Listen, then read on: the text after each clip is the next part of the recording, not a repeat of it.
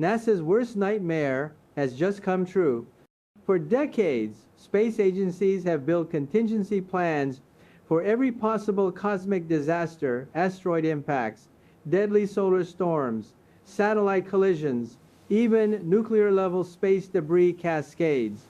But there's always been one scenario they've quietly feared above all others, one that's haunted closed-door meetings, one they prayed would never unfold in our lifetime. And today, 3i Atlas just confirmed it's happening right now. I'm Michio Kaku, and what you're about to hear comes directly from classified NASA briefings, restricted internal communications, and raw observatory data that's being carefully managed and quietly filtered before it reaches the public. NASA's worst nightmare isn't aliens landing on the White House lawn. It isn't an asteroid hurtling toward Earth. And it's not even the discovery of extraterrestrial life. No, the real nightmare is confirming that we've been observed, cataloged, and analyzed by an intelligence far beyond our own, and realizing there's absolutely nothing we can do about it. And 3i Atlas just confirmed exactly that. 3 days ago, scientists finally completed analysis of a massive data set gathered from multiple global observatories.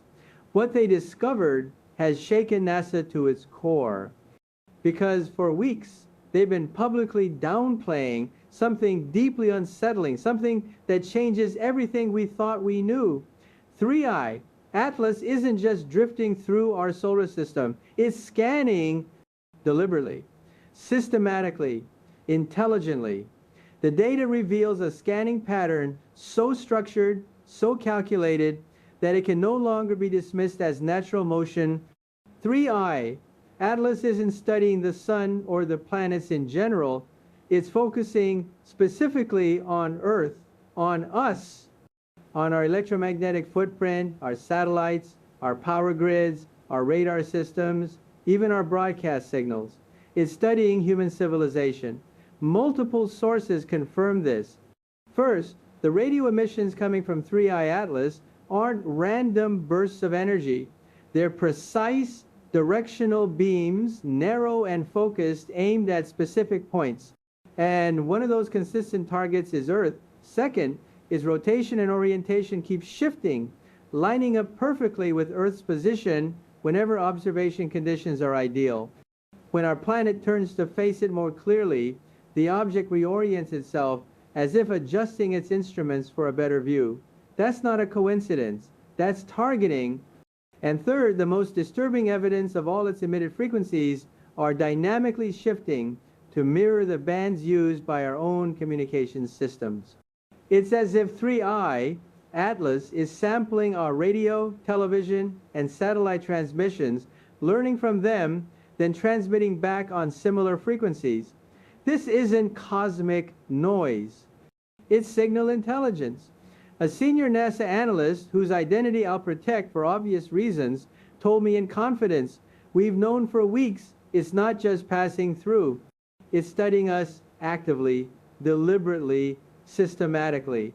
And that statement perfectly captures NASA's unspoken nightmare, because once you confirm you're being watched, not just detected, but examined by something exponentially more advanced, you lose the illusion of control.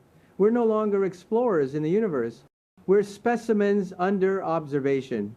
Now, why is this so much worse than simply finding proof of alien life? Because if we detected a faint radio hello from a star system hundreds of light years away, that would be revolutionary, but not threatening. They'd be far, far away. We'd have centuries to decide what to do, how to respond, and whether to even respond at all. But 3i Atlas isn't distant. It's here, within our solar system, actively studying Earth, and has been doing so for months. We didn't detect it until it was already well inside our surveillance range. We have no idea how long it's been watching. It could have been observing us long before we ever noticed it. That means we don't control the timeline anymore. It does. We don't decide when communication happens or how. We're not equals in this interaction. We're the observed, not the observers. That's the asymmetry that terrifies NASA. The data reveals a chilling level of precision. Over the last 6 weeks, 3I Atlas has systematically scanned every major population center across the globe. Not randomly, not passively, systematically. It's been mapping our cities, studying our light emissions, thermal signatures, and radio output as Earth rotates. The pattern suggests it's building a full, dynamic model of human civilization. And it hasn't stopped there. Whenever one of our satellites crosses its line of sight, the probe's sensor activity spikes. That means it's cataloging our orbital assets, communications, satellites, weather stations, GPS constellations, military hardware, even the International Space Station. It's learning exactly what we have in space and how advanced we are. Think about that. A foreign intelligence now has a complete overview of our technological infrastructure, our global communications, our space industry, our entire planetary footprint. Even if its intentions aren't hostile, and so far there's no indication they are, that's still a monumental intelligence imbalance. They know everything about us. We know next to nothing about them. And that's what makes this scenario so uniquely terrifying for NASA and every defense department on Earth. NASA's worst-case contact model, buried in contingency protocols for decades, describes exactly this situation. Confirmation of advanced intelligence, active observation of Earth, no communication channel, no understanding of motive. You know you're being studied, but you can't ask why. You can't negotiate. You can't prepare. You can only wait for whatever comes next. It's like hearing footsteps in your house, but not knowing who they belong to or what they want. And that, more than any alien invasion fantasy, is what keeps NASA's top minds awake at night. The psychological impact alone is massive. Humanity has always imagined itself as the discoverer, the seeker, the species reaching outward to find others. We build SETI arrays to listen for voices among the stars. We scan exoplanets for biosignatures. We send rovers to Mars, hoping to find evidence of past microbial life. We've always believed we'd be the ones making the first contact, but now the roles have reversed. We're not the explorers. We're the discovered. We're not the ones observing. We're the ones being observed. And that's a monumental shift in how humanity sees itself. Religious and philosophical circles are already scrambling to interpret what this means. If we've been observed, are we being judged, tested, evaluated? Every tradition has its own perspective, but all share a common unease, the loss of agency. For the first time in history, humanity might not be the author of its own story, but a chapter in someone else's. The scientific evidence backing this claim is now beyond dispute. Every piece of data, from radio frequencies to trajectory mapping, fits a single chilling narrative. 3. IATLAS isn't just observing space, it's studying Earth. Let's start with the radio data. Signal analysis from multiple observatories shows that the emissions from 3I, Atlas, aren't random background bursts, they follow a structured sequence. The beams are narrow, concentrated, and targeted.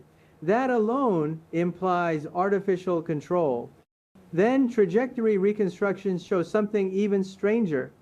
As Earth orbits 3I, Atlas subtly adjusts its position and rotation to maintain optimal alignment with our planet. It's as though it's keeping a perfect observational lock, like a telescope that's tracking its subject automatically. And third, the spectroscopic readings reveal frequency modulation patterns that match our own electromagnetic output. Think about that. It's listening to our broadcasts, analyzing them, and then mirroring them. That's advanced signal intelligence behavior, not a natural celestial phenomenon. When you put all this together, the targeting, the tracking, the frequency mimicry, you get an undeniable picture. 3I, Atlas is collecting information about humanity on a scale no intelligence agency could ever dream of. The worst part, we can't even monitor it consistently. Because of orbital geometry, we can only observe 3I Atlas at certain angles, brief windows, when it's in line of sight of our instruments. But it can monitor us continuously. It has the vantage point, the technology, and the patience. It likely detected our radio emissions long before entering the solar system, maybe decades ago, when our first TV and radar signals reached deep space.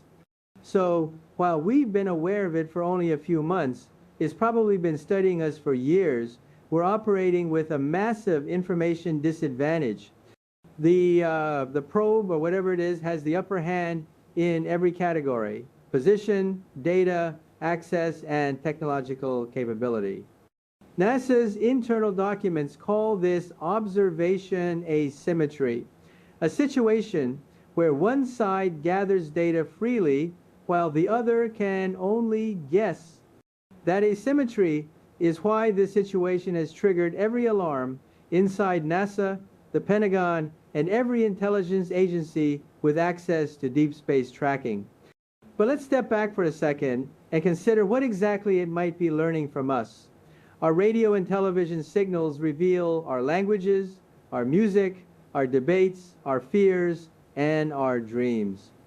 Satellite transmissions expose our global infrastructure, how our networks connect, where our power grids are strongest, where our vulnerabilities lie.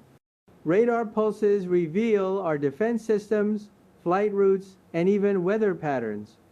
Every signal we've ever sent into space, intentionally or accidentally, paints a picture of our civilization, our conflicts, our cultures, our psychology. To an advanced intelligence, decoding that picture would be effortless.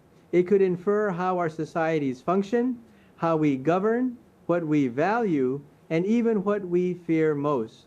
In other words, it doesn't just know what we are, it's learning who we are. So the obvious question becomes, why? Why collect all this data? What's the purpose of such detailed surveillance? There are several theories circulating within NASA's classified discussions. Some believe it's scientific, a pure data-gathering mission, cataloging emerging civilizations like we catalog new species on Earth. Others think it's a risk assessment, determining whether humanity poses any kind of threat. A few go further, speculating that this could be a kind of pre-contact intelligence gathering, a way to understand us fully before initiating any form of communication. And then there's the possibility that's the hardest to think about, that their purpose lies entirely outside our understanding. We might not even have the conceptual framework to grasp it. As one analyst put it during a private meeting, we're ants trying to decode the motives of astronomers who built the telescope. That single sentence captures just how outmatched we are. Behind closed doors, NASA has been consulting with military strategists and intelligence agencies to discuss potential response strategies. But the reality is sobering. There are no effective response options. We can't stop the observation. We can't interfere with 3I. Atlas physically is too far, too fast, and too advanced. We can't hide. Our electromagnetic footprint has already been detected, and we can't communicate unless it chooses to listen. We're essentially powerless. This sense of helplessness has been described as civilization-level anxiety. NASA is an agency built around control, launching missions, setting parameters, managing outcomes.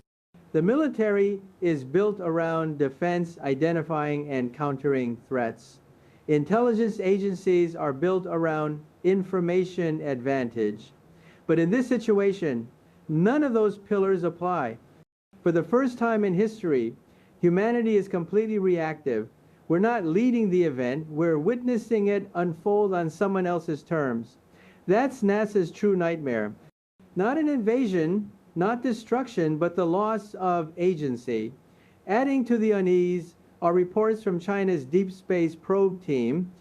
Their spacecraft conducted a close observation of 3I Atlas earlier this month, and while their findings have been kept secret, leaks from within their program suggest something shocking. According to insiders, the probe's imaging systems captured arrays of sensors clearly pointed toward Earth. They didn't just infer observation, they saw the hardware. That revelation reportedly caused a temporary information blackout in Beijing as analysts struggled to comprehend the implications. The fact that multiple nations are now confirming the same thing, independent of one another, leaves little room for doubt. We are being studied, and just when you think it couldn't get more unsettling, there's the timeline. 3I Atlas has been observing us for months as it traveled through the inner solar system, gathering unimaginable amounts of data. But now it's on a trajectory that will soon take it back out toward interstellar space. So the big question haunting NASA is this: what happens to all that data? Is it being transmitted somewhere already to a distant civilization we can't detect? Or is it stored aboard 3I Atlas, waiting to be carried home, like a cosmic field report? And if it's reporting back, what conclusions will it deliver about us? Are we seen as dangerous, primitive, promising, or irrelevant? That uncertainty is what gnaws at every scientist and strategist who understands the magnitude of what's happening. Because for all our technology, all our power, we can't influence that conclusion in any way. NASA's contingency plans for first contact were always built on the assumption of mutual discovery, that both sides would detect each other and communication would happen on some level of parity. But this completely bypasses that model. By the time we even noticed 3I Atlas, it had already gathered everything it needed. We weren't participants in this encounter. We were the subjects of it. That's what terrifies every agency monitoring this. We're not preparing for contact, we're catching up to one that's already happened on their timeline, not ours. And the deeper NASA looks, the more humbling it becomes. 3I Atlas demonstrates a technological mastery we can't even begin to approach. It's traveled between stars, it operates autonomously for decades, it gathers, processes, and transmits data across unimaginable distances. The civilization that built it must be centuries, maybe millennia ahead of us. From our perspective, we're no longer the explorers of the cosmos. We're the primitive tribe standing in the jungle, staring at the airplane, flying overhead, knowing it's built by minds far greater than ours. That realization alone has rewritten how NASA, the Pentagon, and even the United Nations are approaching this event. And it's just the beginning. The more you study 3I Atlas, the more one truth becomes impossible to ignore. It represents a level of intelligence and technology so far beyond us, we're not even in the same category. If its creators wanted to harm us, we couldn't stop them. If they wanted to interfere with our development, we couldn't prevent it. If they wanted to communicate or remain silent, that choice is entirely theirs. The power imbalance is absolute. But within that imbalance lies something important intent. Because if this object meant to harm, why wait? Why observe quietly for months? Why gather data meticulously instead of acting immediately? Its behavior doesn't match hostility. It matches scientific curiosity. Every scan, every rotation, every data sweep feels deliberate, like a researcher cataloging life, not a predator stalking prey. That alone might be the only comforting part of this entire situation. And that's the argument some NASA scientists are holding on to, the belief that 3I Atlas isn't a weapon, but a witness. A silent observer from a civilization that's perhaps long past the stage of war and conquest. Because to survive long enough to master interstellar travel, a species would need to overcome the self-destructive impulses that nearly destroyed us many times. Aggression might serve survival on a young planet, but not in a galaxy where mistakes can wipe out entire worlds.